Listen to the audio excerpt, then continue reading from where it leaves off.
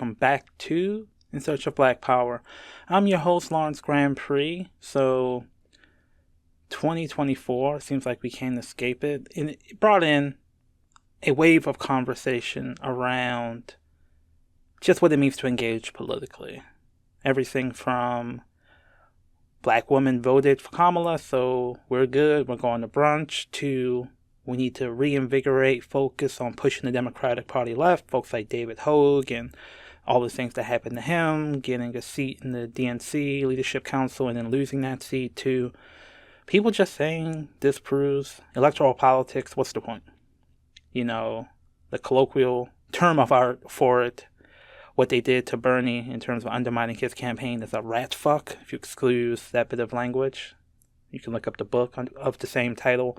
In that world, what does it actually mean to navigate electoral politics effectively?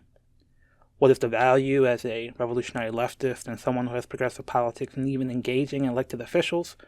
What does it mean to deliver concretely on policy issues for community? And how does the left take this moment and reevaluate some of its assumed logic around things like political education, mobilization, and how do you effectively navigate within a political system that we all agree and know is not built for revolutionary change? So this is an interview instigated by my co-host, Dayvon Love, and his extensive work as Director of Public Policy for LBS, effectively navigating the political environment here in Maryland, Baltimore, almost entirely Democratic, but still producing so many of the negative outcomes that we see. So many of the folks around us in the progressive left networks kind of critique the political process, and that's their method of engagement.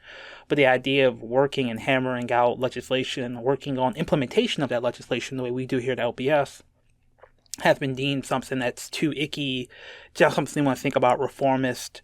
And this is an attempt to explain more in depth the conceptual idea behind our operationalizing of our radical politics through grassroots advocacy, writing bills, directly engaging Democratic Party lawmakers, and really focusing on implementation and delivery of concrete change through the legislative process in a way that maybe challenges some of the assumptions of folks in our audience, in the podcast network that we're on, around what does effective progressive political engagement look like from a radical leftist perspective. So again, lbsbaltimore.com. Check us out for more writing on this topic and things that we work on, direct policy issues, policy reports.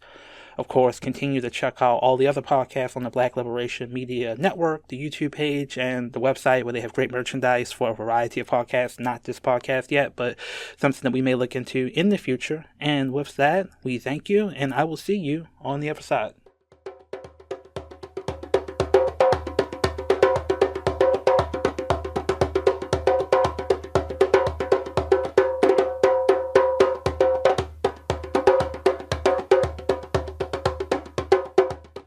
We're back with another episode of In Search of Black Power. This is Lawrence Grandpre, and I'm here with my coworker, Dayvon Love. Always good to be here with you. Yes, sir. So we wanted to talk about third-party politics, but also just really talking about how leftists and progressives think about politics, think about the party system in this particular moment. We see a lot of folks, Democrats, saying things like, it's Green Party's fault that Trump won, blaming Jill Stein, and also saying things like, I remember that someone was giving a speech, Kamala supporter, being like, how does it feel to be right? And people saying things like, well, black women voted, other people didn't vote for Democrats, it's their fault, we as black women are going to sit this one out. And just all the discourse around that, but also a lot of leftists saying, this whole thing shows that in attempting to engage left politics electoral politics is a fool's errand. How they messed over Bernie and messed over a lot of candidates that the left supports, and just generally like this moment of concern, interest, but also some degree of fear and potentially nihilism in some cases. So just talk about this concept of, as a left progressive person, how should they think about engaging electoral politics in this particular moment? Yeah, so one of the things that I found myself saying a lot recently is that, politics is a site of contestation for resources and power. And one of the things that I think is most needed in this time that we're in is a level of precision about people's relationship to these different sites of resistance and these different sites of struggle and of political struggle. And I think, and that precision is important because I think it helps us to be able to guide more effectively and order our steps in terms of concrete things that we can do and that we can encourage other people to do that can actually move the ball forward in a revolutionary direction. And so I start with that because I think there are ways that sometimes people just talk broadly about, speak up to support socialism or, smash capitalism. And one of the challenges that I want to put to radicals and to the left is we got to start being more precise about what are we talking about exactly? Like, what do we mean exactly? And I think that's a large part as to why the left in the United States is so weak, right? Because I think many of the most vocal proponents are folks that are not giving people precision about what are the steps, what are the things that people should be doing or engaging in towards a revolutionary direction. So in the context of the American political system, I think we got to be clear that, as I started off with, it's a site for contestation of power and resources. And it is a site of struggle that if we disengage from it entirely, we are ceding all that power to our enemies. So we have to be clear. Engaging the American political system does not mean we support America. Does not mean we believe that America is a democracy. Does not mean that we have some existential allegiance to the social order that is called the United States. Engaging the American political system is a recognition that all of us are in the system, no matter how revolutionary our rhetoric is. You go to the grocery store, if you're listening to this, you're using the internet, right? You're using telecommunications that black folks or non-Western imperialists don't control. So in terms of all the things necessary to navigate the world, our people don't control it. Revolutionary forces don't control. So all of us are in the system. So the question to radicals on the left is, what are the most effective ways for us to engage the political system, knowing that revolution will happen overnight, but also engaging the political system in such a way where we don't succumb to what I think, and it is seductive, we do not succumb to normalizing the political landscape, right? So as normal, right? Because we live in a genocidal capitalist imperialist, society. But we have to engage the political system with that in mind. But again, as I talked about earlier, do it in ways that are concrete, like do it in ways that provide people with concrete steps as to what it actually means besides just saying socialism good. Yeah, I just remember you were at a meeting and there was someone you were on the panel with who was bragging about not engaging the state. Mm-hmm. And despite they had a job that was clearly around doing advocacy that literally engages the state. And I think there is something about the left claims to engage the state, but they're claiming to engage it on terms where they can often resist things that seem so obviously wrong.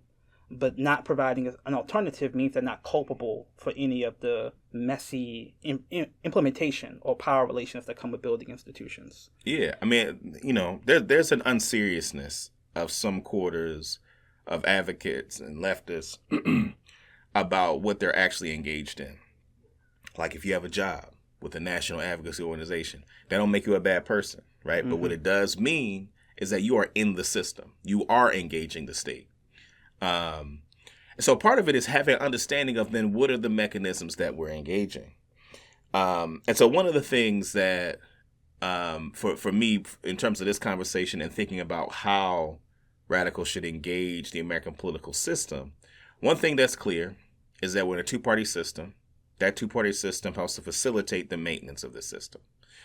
And so there's an understanding of that, but there's also an understanding of multiple sites of resistance, where there's some moments when it requires those that are within those systems to push from the inside, and then while simultaneously understanding the importance of building, formidable political forces outside the, Republican Democratic Party.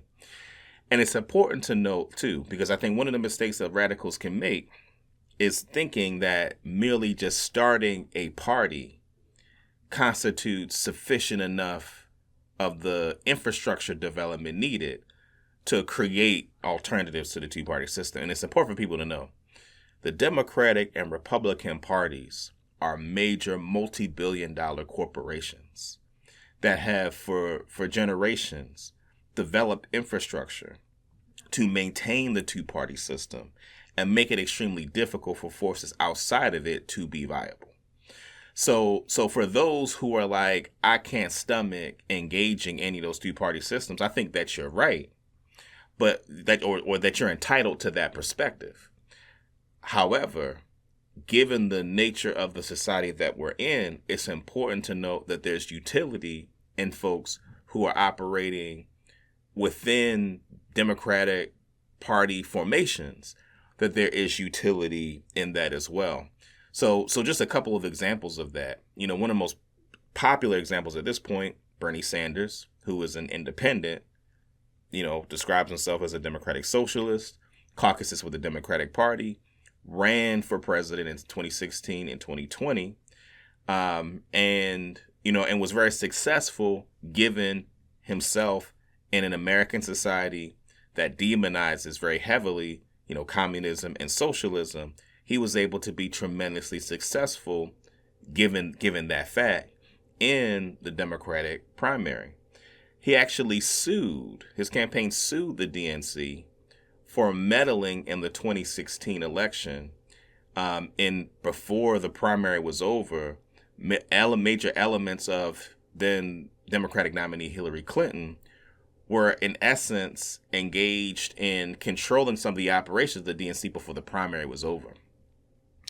And so they sued the DNC, and I'm kind of paraphrasing what the ruling was, but in essence, the outcome of that lawsuit was that the Democratic Party had no obligation to be fair and transparent because it is a private company, it is a corporation. So the people who are part of it are not entitled to fair, open, transparent elections. To me, that's a really important thing for people to be clear about, because I think there's a way that people have this idealistic sense of thinking about these parties as if they are obligated to deliver for its people and to be transparent to those who contribute to it, when in actuality they have no actual obligation. And it's consistent with our analysis, across a variety of platforms, that, as Black folks, we are captured electorate by the Democratic Party. The Democratic Party, particularly its corporate core, its consulting class, are very clear about that. And so I think that's important for people to be clear about. Another example, I use myself. And we've talked about this on this platform. We live in Baltimore City, which is a city within the state of Maryland. State of Maryland is a Democratic Party stronghold. Our legislature is a Democratic Party bastion that has a veto-proof supermajority. Baltimore is like 8 or 9 to 1 Democrat to Republican. I am a registered Democrat. I'm a registered Democrat not because I believe in the party, but because for my ballot to have any impact on the local election, the primaries are really the only things that matter, given the nature of the system, the in essence one party rule in Baltimore City. I ran to serve on the Democratic Party State Central Committee in the 41st Legislative District in Northwest Baltimore in order to have more influence over those who would occupy seats in the legislature.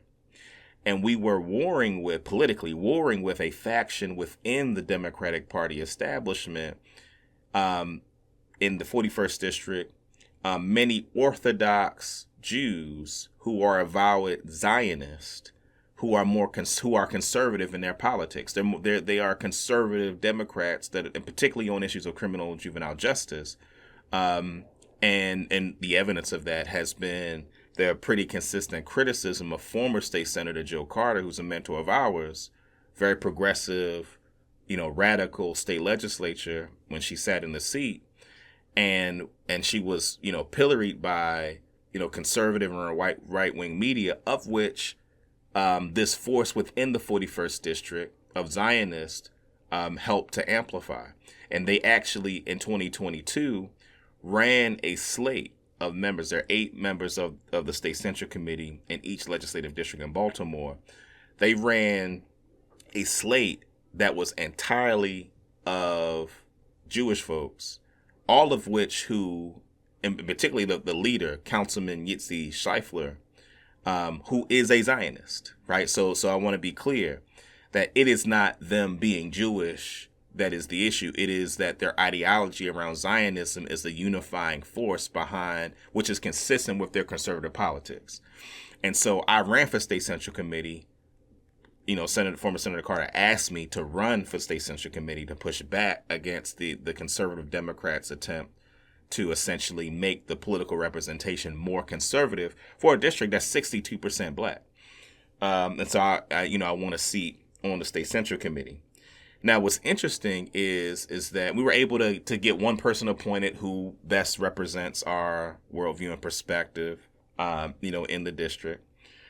What's interesting, though, is that there's a continued fight, in the 41st district. And even though I had a seat in the Democratic State Central Committee in the 41st district, I maintained my advocacy around the importance of building forces outside the Democratic Party to push the Democratic Party forward.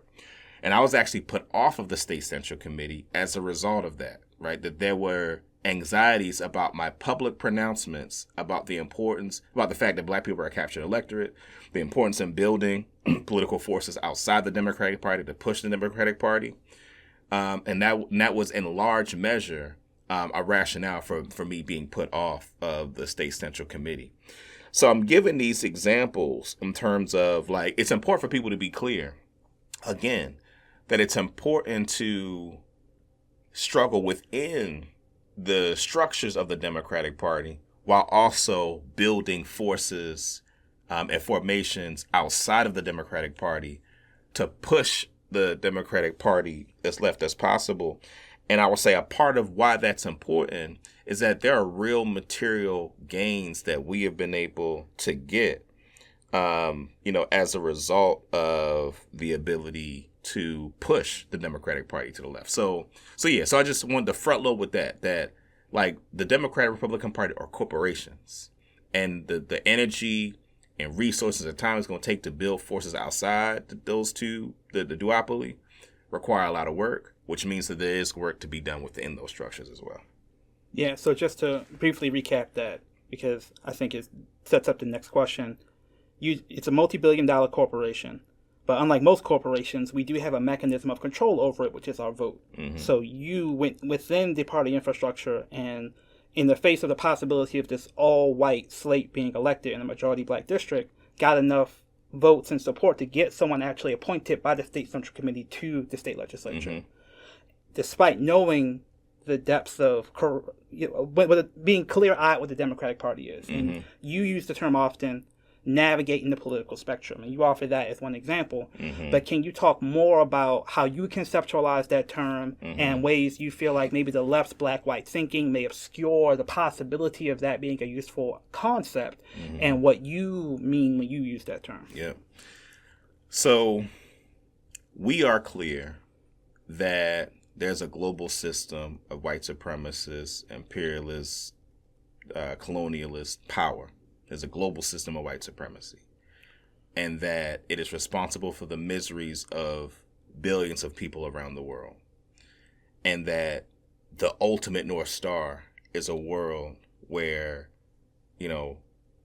people of African descent, other folks, other world majority people, have the ability to practice the sovereignty needed for them to deliver on the life-preserving institutions needed for people to live a decent quality of life. Like, that is a North Star. That is a tremendous societal transformation that is necessary. And I'm real clear that that is the goal. There is no substitute for that. I'm also clear that that's not likely to happen in my lifetime. So I'm very clear that there are steps that need to be taken in order to get ourselves to a place where that actually comes to fruition. What I also know is that given the current political reality and given the nature of the socialization and conditioning of many people within the system, that there are a lot of people who are engaging the system, and it's often described as them being pragmatic. People are engaging the system essentially based off of what immediate material needs can people glean. Like, what are some, some people will decide, I want to run for office because in my neighborhood, there are no playgrounds. I want to make sure it's playgrounds for kids to be able to play. Now, in the larger spectrum of politics, that don't necessarily push us towards the kind of revolutionary social transformation that I've described. But if you're thinking about like people in time and space who do not necessarily have revolutionary understanding of the way that the society operates, for a person who is just living in time and space, more playgrounds for the kids is a good thing. So I'm clear. So a part of it is we have to assess in the context that we operate in. We have to assess what are the things that are possible immediately, what are things that are possible in a more intermediate timeline, and what are long term. We have to make those objective, clear-eyed assessments. And so what we've done, like in terms of our work here at LBS and like our legislative work, one of the major things, for instance, that we worked on is stopping the practice of automatically charging youth as adults. So the 33 charges of a young person's charged are automatically put in the adult system. And if a kid is in the adult system, they're not entitled to mental health services or education. In many respects, they're supposed to be sighted sound away from adults. So what ends up happening is functionally solitary confinement. And there are kids who spend sometimes almost 100 days, 120 days in the adult prison facility where it's completely dehumanizing. 80% of those kids are black kids. What's even more crazy about it is that about 75 to 80% of the young people charged as adults end up getting way back down to the juvenile system anyway. And so in last year, there were 529 young people who were charged as adults, spent time in the adult system, who were way back down. So kids who, according to this system, needlessly were in the adult system for however long, that's dehumanizing. Against 80% of those kids are black kids. Now, what I just described is an effort that from a racial justice perspective, just generally is good, right? It is something that will be helpful to alleviate the material conditions of black people who this society deems as disposable. Now, in the grand scheme of things, that is something that should be easy. Like in the grand scheme of things, that in and of itself does not make revolutionary change. But what I know is that being able to deliver on that policy will help the communities that we hold ourselves accountable to, will deliver materially to those communities, right, that we hold ourselves accountable to, and can push the conversation around the way that our community is dehumanized by the criminal juvenile justice system. It helps us push back against that system that pushes us towards more revolutionary political conversations, discourses, and political activities. One of the things that happens sometimes, and this is the tricky part of doing the work that we do. One of the things that happens is that people who are able to be effective in the political landscape with a policy like the one I just described, which has been a policy that's been on the table for almost 15 years at this point, and will make that the pinnacle in terms of what our politics delivers. What I'm clear about is it is certainly important for that policy to pass. I'm also clear, and that there are legislators that support it. State Senator Will Smith, who's chair of the Judicial Proceedings Committee in the Maryland State Legislature, who's a Montgomery County Democrat, a black man, who is not a radical, who is not a revolutionary, right? At best, a between liberal or progressive Democrat at best. He was someone who supported a version of the policy that I just described. I'm clear that that's good for him to support that.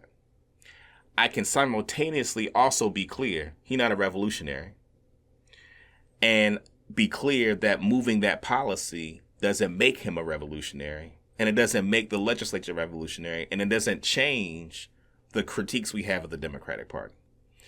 So to your question in terms of navigating the political spectrum, one of the things that radicals in the left need to do better at is be able to engage the existing political landscape, be able to navigate it in a way that can deliver concretely for the communities we hold ourselves accountable to, while also not being sucked into seeing the accomplishment of some of these policies as something that in and of itself is revolutionary, because what that would do is then it would pull our political spectrum to the right.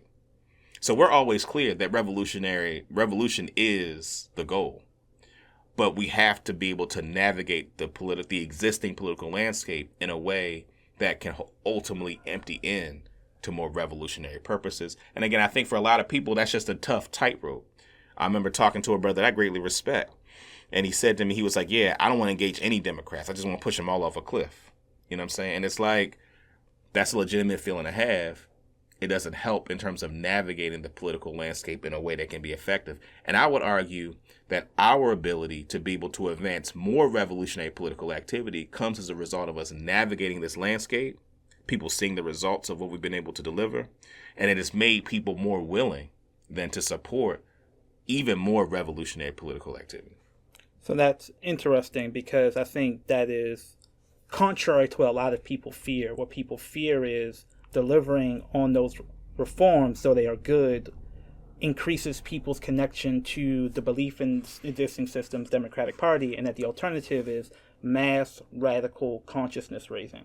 That really having a clear community education component that challenges the fundamental reality of the Democratic Party as a corporation could yield potentially results down the line, like you talked about with things like the auto charging, but would do it in a way that would open up those more radical possibilities more clearly in people's minds, and also help them with their anxieties about engaging the existing elected officials from the perspective of working with them, but more just straight pushing them and educating people about the ways they failed and having that be the center of our political engagement. So folks are presenting this political education as essentially their version of navigating the political spectrum. So what do you say about that argument in terms of its efficacy and the ability to produce more revolutionary possibilities?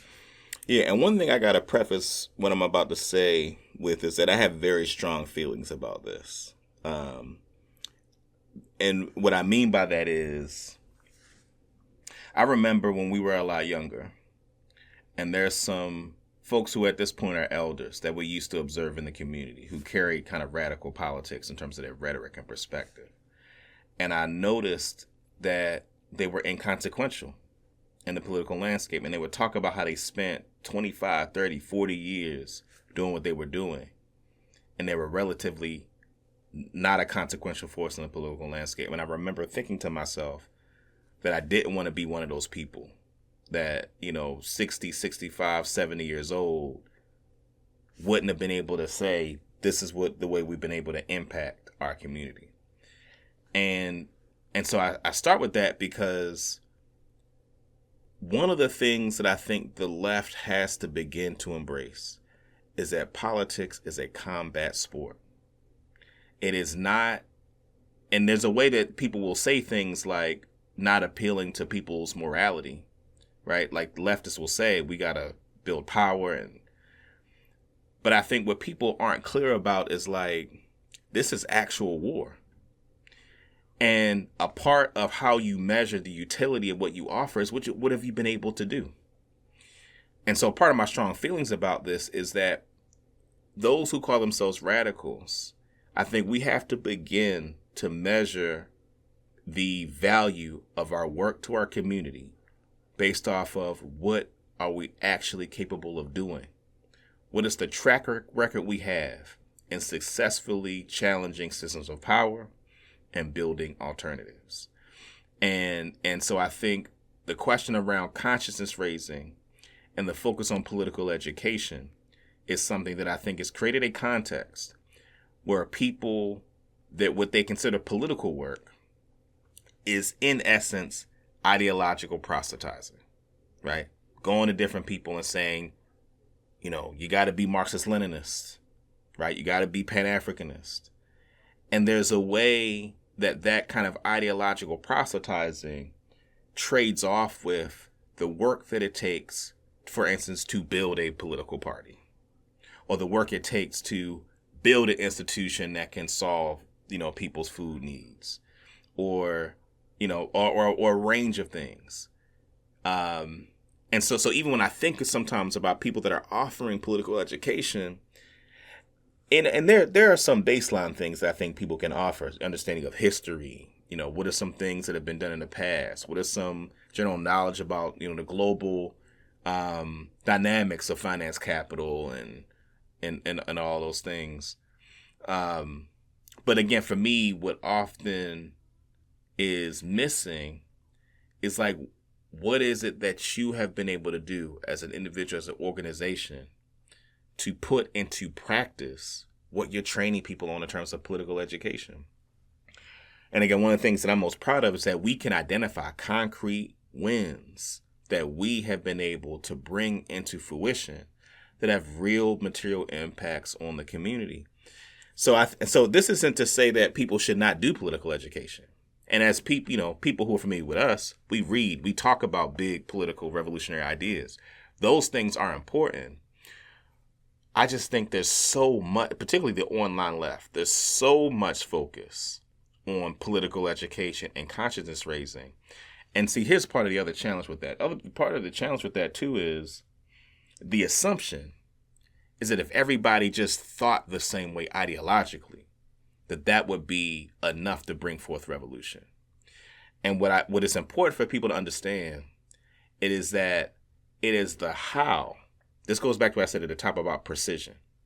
It is the how that is not simple to figure out.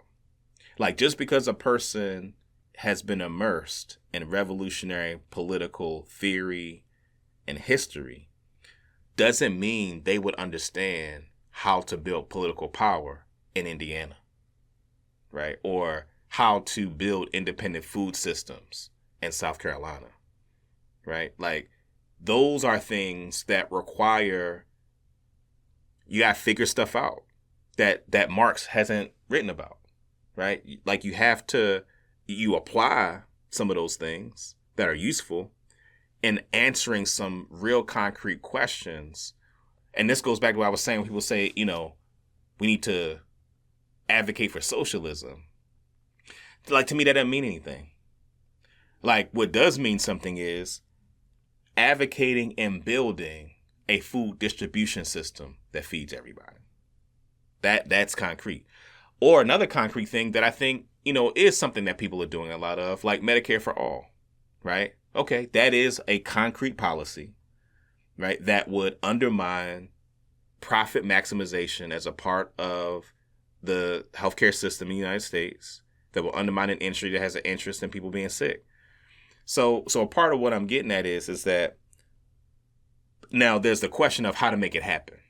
So there's the policy, but there's also like, how do you make it happen? So all of that to say that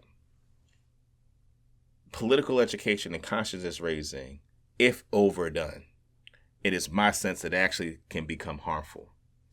Because the more conversations people are having around political education and consciousness raising, and that's the center of the conversation and discourse, it trades off with the how.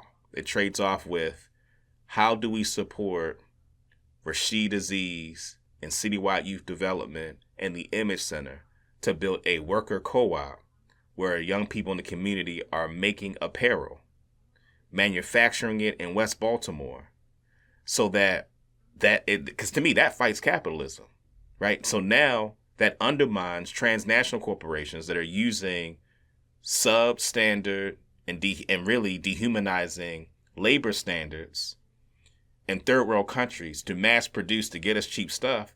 If we're able to produce manufacturing locally that the community owns, collectively, that employs the community to manufacture on apparel, see, to me, that fights capitalism. You know what I'm saying? In a concrete way. And so that, to me, it is those concrete conversations of how to do it. That's what gets left on the table when the focus on political education and conscience raising sucks up so much of the energy and discourse on the left. Yeah, I remember a conversation about supporting the effort you talked about, and someone saying they went to a leftist group and they said they could only buy T-shirts if they were fair trade and union made. Right. And sort of, I think that's an example of what it actually takes to implement these policies, where it's like not just a food refrigerator, but something that can work at scale. right? Mm-hmm. So these sort of things can be good, mutual aid, and the left has been very adamant about those things. When it comes to, like, if you're going to have a pot of money, who appoints the people who actually allocate the money? What's the timetable on the dispersal of the funds? Who holds the funds? You know, what can the funds be used for? Who's doing the accounting to make sure the funds are used, and actually having good answers to all of those questions? So just kind of fleshing out more about when you say the how, it's things like that, like those specific details, and negotiating with constituencies that may have disparate desires, and how do you actually navigate that concretely without calling people sellouts and capitalists and blowing up your ability to actually effectively engage with people. And one thing I'll add to that too, because there's a thing that people do where it's like we have to work with people who have a positive perspective on capitalism, for instance. We have to work with people who that's their belief. To me, the best way to persuade them that socialism is better is to do things that lead us in that direction. So again, using the Image Center example, the brother Rashid Aziz, because many of the people who supported him and his ability to build his center in West Baltimore are certainly not revolutionaries or socialists. I'm clear that his vision is for it to be worker owned and for it to be something that provides jobs and opportunities to the community.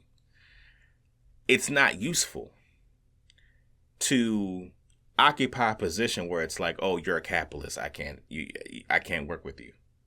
And so I think that's one of the things that I wanted to add to that as well, which is that what will persuade people that we're correct is supporting efforts of which the vision empties into a revolutionary socialist vision, right?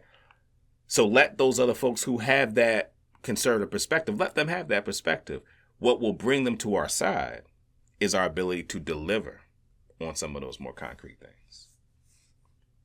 So to kind of conclude, we've talked about this a couple of times in terms of when you have leverage and the Democratic Party sees consequences for not delivering, that can actually push them to deliver in real concrete ways. So 2026 is an election year coming up in Maryland. We also have some past experiences in Maryland where we feel that the Democratic Party maybe didn't deliver for black folks and then felt they had to make up for it in some ways. So can you talk more about what this political leverage looks like in practice and some empirical examples, and kind of project that into the future about what could we do 26-wise, what we've been talking about with LBS doing, and what that might mean for other leftist people's visions about how to actually get leverage on the Democrats with third parties or alternative formations to actually deliver concretely, like you've been talking about. Yeah. So, one of the things that we've been able to observe in Maryland, there's some ways that some of the theories that I think some people might ascribe to us as like theoretical, we've been able to observe in real time. So in 2014, the Democratic nominee for governor was Anthony Brown, who's currently the Attorney General. He was lieutenant governor under Martin O'Malley. And most people thought it was a foregone conclusion that he was going to be the next governor. His opponent was a little-known businessman, Larry Hogan. Larry Hogan wins, and it's a surprise upset. Because there are a lot of people, for a variety of reasons, that were just dissatisfied with the Martin O'Malley machine and dissatisfied with the Democratic Party. So, and I don't know if Lawrence, if you were in the office with us that day, it was after, sometime after. I know what you're talking about, and I was. Yep. So it was sometime after Anthony Brown lost, and the Democratic Party was so shocked, a operative from the Democratic Party came to our office to have a conversation with us about like what are some of the things the Democratic Party should do to win over more folks like us. And if I remember correctly, I remember two of the things that I said that if they did, we could have further conversations. The first thing I said was around community oversight and control of law enforcement. If the Democratic Party explicitly put as its platform community oversight of law enforcement, we can keep talking. And I think I said something like a commitment to advancing procurement in terms of black businesses getting money contracts from the state and making an explicit part of the Democratic Party's platform. I said, you do those two things, we can keep talking. He didn't come back, right? And I knew that. Those were things I put on the table knowing that the Democratic Party was never going to do that. What then happened subsequently is there are a whole slew of policies that folks have been pushing for many years that became viable when there was a Republican governor as opposed to when there was a Democratic governor. Because remember, even though Hogan won, there's still a supermajority in our legislature of Democrats, a veto-proof majority in the legislature. But they wanted the governor's mansion back. So I remember one of the first things that happened, there was a bill, I got to give some credit. I remember Doc Cheatham, who used to run the Baltimore branch of NAACP, and many others, who were put in a bill that would allow for people who had felonies on their records, allow them to vote upon release. And that bill, that effort had failed several times. Hogan becomes governor. That bill gets put in. It passes the legislature. Larry Hogan vetoes the bill. The legislature overrides the veto. Now, some people may say, well, look at the Democratic Party in Maryland embracing returning citizens and their voting rights. What I'm clear about, I remember being at a meeting of Democratic Party operatives where they had identified there were 40,000 people who were likely Democrat voters that couldn't vote because they had felony records, which was more or enough that it would have helped them, in the 2014 general election, or at least would have been helpful. So anyway, my point with that is very clear that it wasn't the Democrats' commitment to returning citizens and the black folks. It was they understood it as politically expedient for them to deliver on that kind of a policy. And then there's a series of things that the Democrats started pushing on, and many of the efforts that we had worked on.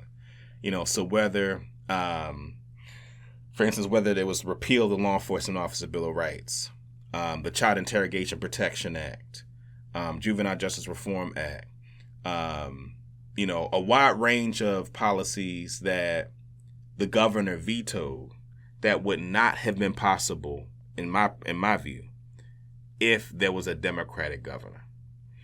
And so for me, it's an example of what happens when the Democrats lose. They have to put more energy in trying to appeal to a base, in this context, black folks, who they see as an important part of their pathway to electoral victory. And so that's one. So for me, I remember in observing that, it's like, okay, this ain't just theoretical, right? This is actually something that happens in terms of leverage. So then fast forward a little bit, because we, in terms of third parties. So one of the things that often happens that I think radicals on the left don't do well is they don't explain to people what is the material benefit of voting for a candidate that is not likely to win that race. So if a person is running for, a Green Party or a Party for Socialism and Liberation or any other emerging parties, they're likely not going to win. Any of the races that they're in, they're likely not going to win. And one of the conversations that, again, doesn't happen enough is to explain to people, well, what is the benefit of voting for them if they're not going to win? One of the things that we feel like happened in Baltimore, in 2016, there were a variety of younger, more progressive people who ran for city council. And among some of these people, there were some Green Party candidates. There was a brother who ran for Green Party for mayor, brother named Joshua Harris, Andreas Spiliadis, he ran for a city council seat in the 3rd Councilman District as a Green. And there are a variety of other people who run in for office in the Green Party. We knew they weren't going to win any of those seats. What happened, though, was that there was a significant enough numbers of people who voted for the Green Party candidate. So even like in the mayor's race in 2016, I think Josh got like 10% of the vote. Right? That's pretty substantial, right? In a city that is a Democratic Party stronghold. And so it is our sense that the combination of those electoral endeavors, Green Party candidates on the ballot, and larger progressive and radical forces created a context where we now have a more progressive city council as a result of advocating for pushing the Democratic Party as far left as it can go. And so that push is what made a bunch of things that we worked on possible, right? I mean, one of the things we've talked about is like the Baltimore City Children and Youth Fund, right? Taking 3% of property tax dollars. That's, you know, $12, $13, $14 million a year that go to primarily Black-led grassroots organizations to serve children and youth. Like, and that's community-based. Like, that ability to do that was made possible by a city council that was more progressive than the previous one. Because it would have been much harder to move that through the city council if we had a city council that was conservative like the one that preceded the one in 2016.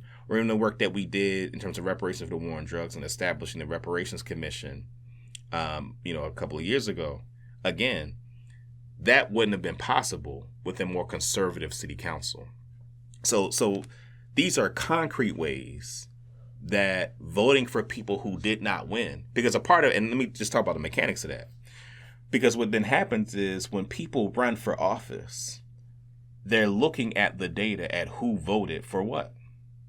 So they're looking at all these people that voted for a Green Party candidate, and what that means is that then folks who run for office who are Democrats are going to have platforms to try to capture some of those votes, right? So that's actually the mechanics. And so that's the mechanics of how that actually works, which again is not something that I think leftists and radicals do enough explaining in terms of how that impact works. So now when someone is running for office, those are things that they're able to see concretely impacts their platform. And so then looking at 2026, one of the things that we want to do in Maryland is actively work with the Green Party and the potential Green Party nominee for governor of Maryland, Andy Ellis, which, full transparency, somebody we've known for a very long time. He's someone in terms of politically has engaged like Black radical movement, tradition, scholarship, etc. And so we're in conversations with Andy about, what it means to actively work to push the polity in Maryland further left and use it as an opportunity to explain to our community, again, to further explain the material benefits of voting for a person who likely won't win. Andy will not win. Andy will not be governor of the state of Maryland. But there are important material impacts that can be had both by having him on the stage. Like one of the bills that we're going to put in the legislature, in the state legislature, will require the Maryland Broadcast Commission, when it does a debate in the general, that all the candidates that have a ballot line, like all the parties that have a ballot line, that their candidates be represented on stage, which would give, for instance, Andy an opportunity to challenge, the current governor Westmore on immigration, on reparations, on criminal justice, which again is helpful in pushing the party further in the direction that we want to go. So those are the things that for us, we want to use it as an opportunity both here and maybe even nationally to show people like this is how you build political formations, political parties outside the two-party system, while also acknowledging having to work within it. As I mentioned at the very top of this podcast, I think both of us are registered Democrats. Mm-hmm. You know what I'm saying? I explained earlier why that is, right? So again, explaining the importance of what it looks like to both build those political forces outside the two-party system, the impact that it can have in terms of movement policy, while also understanding that there's value in navigating within the systems to push it as far as it can go.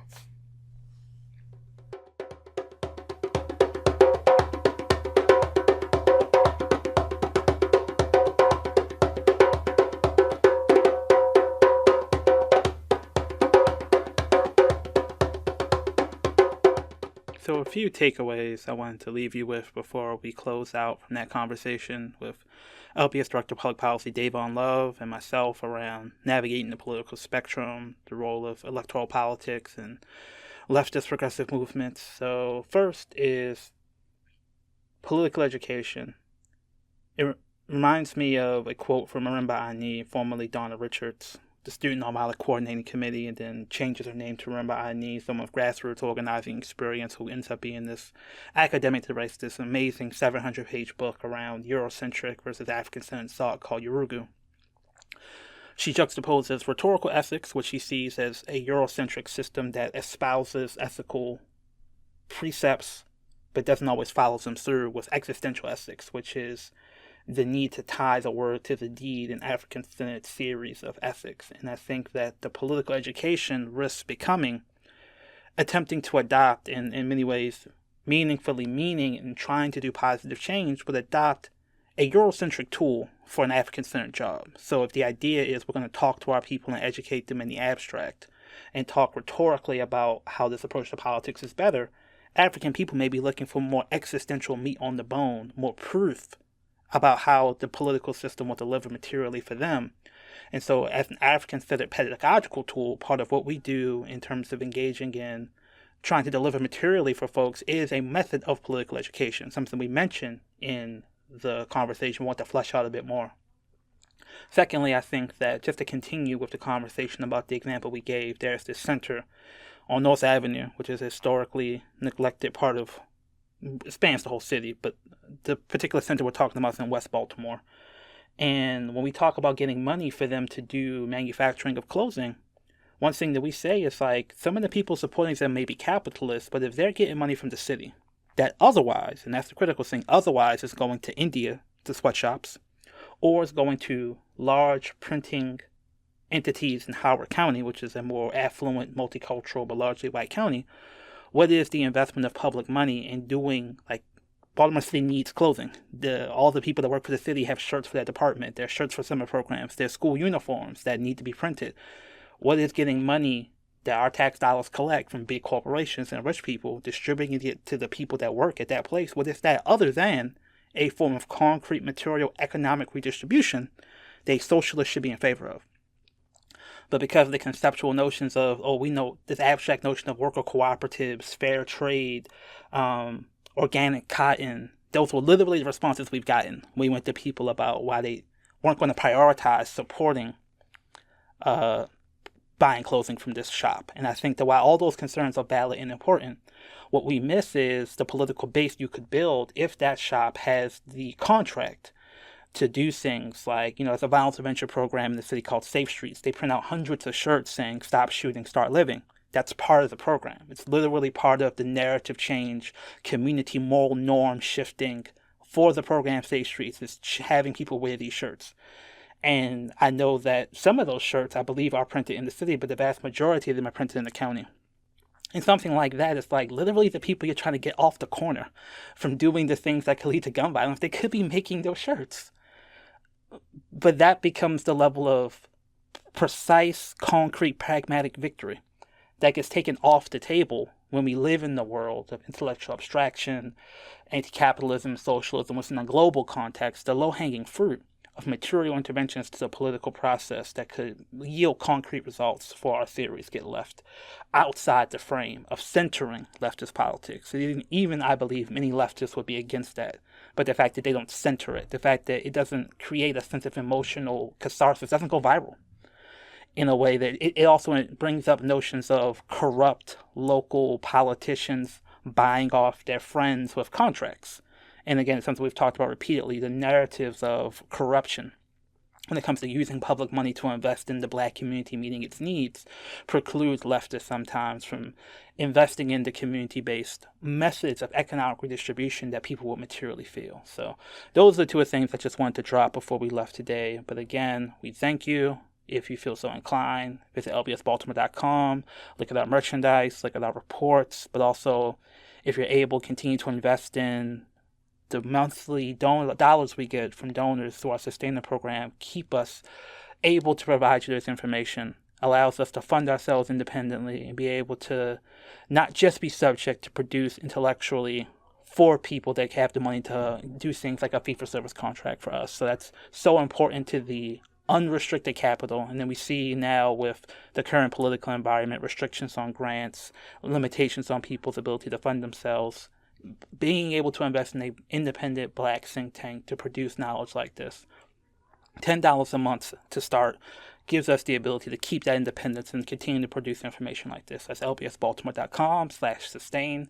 But again, check out all the other information on the site, including lots of things we've written about the Democratic Party of Maryland, things we've written about the concrete victories that we believe show the efficacy of our model of engagement, and also things we've written about third-party politics. There are also lots of conversations about third-party politics on the Black Liberation Media YouTube page, where you have conversations with Andy Ellis, who is running to be the Green Party's nominee for governor in Maryland, on Saturdays with Renee. And I believe who I like as well, someone who has been in the community not just during election times, but fighting the attempt to shrink the city council that was paid for by the executive director of Sinclair Media, David Smith, who runs his right-wing media org as essentially a attempt to demonize Black youth, and in other places, especially outside of Baltimore, support Trump's agenda. They also had an agenda to shrink our city council through ballot initiatives, claiming it was a good governance initiative. And the Green Party Andy was really helpful in defeating that. So it's not just showing up to run for governor, but continuously investing in community, because part of the argument that we made together with the Green Party was a smaller city council for a city like Baltimore would dilute Black political power. So check that out on Black Liberation Media's YouTube. You can also obviously check out the website as well. And again, we always appreciate you all supporting our work, and we will see you next time. Take care.